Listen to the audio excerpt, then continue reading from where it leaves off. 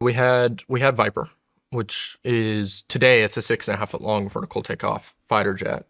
Back then, all we could afford was like crappy RC turbines. So it was runway launched and never worked super well. And then the next, I had this dream for something called, we used to call it Medusa.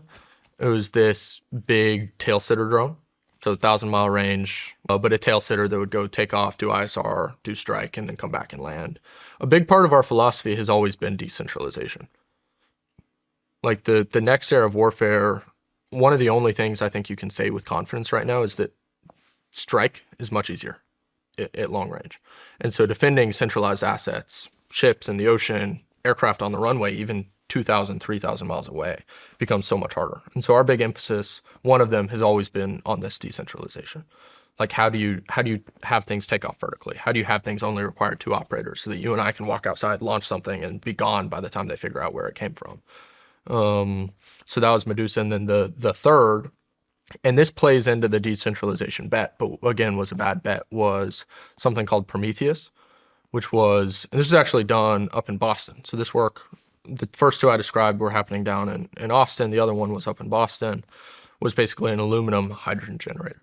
And so similarly, as you look at Indo-PACOM, one of the hard problems is how do you fuel these forces going forward?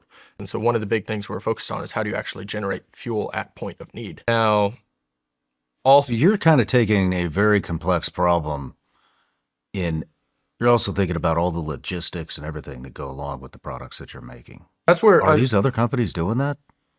I don't think they are. I think they are now. I don't think necessarily know. I mean, frankly, what they were working on at the time was better than what we were working on at the time.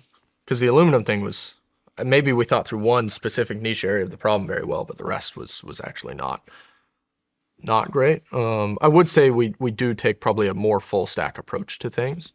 But no, the other companies working in the space are very good. Like I think this new era of people working on these problems take it seriously. Oh, I've talked to a lot of them. They're all fucking sharp. I haven't heard anyone talk about logistics. Logistics one's worse. Other than your people, it's the most important thing at the end of the day. Amateurs talk tactics. Pros talk logistics. The way we're looking at the logistics problem now is not requiring runways, making things as small as they possibly can be so that they're easy to get into theater.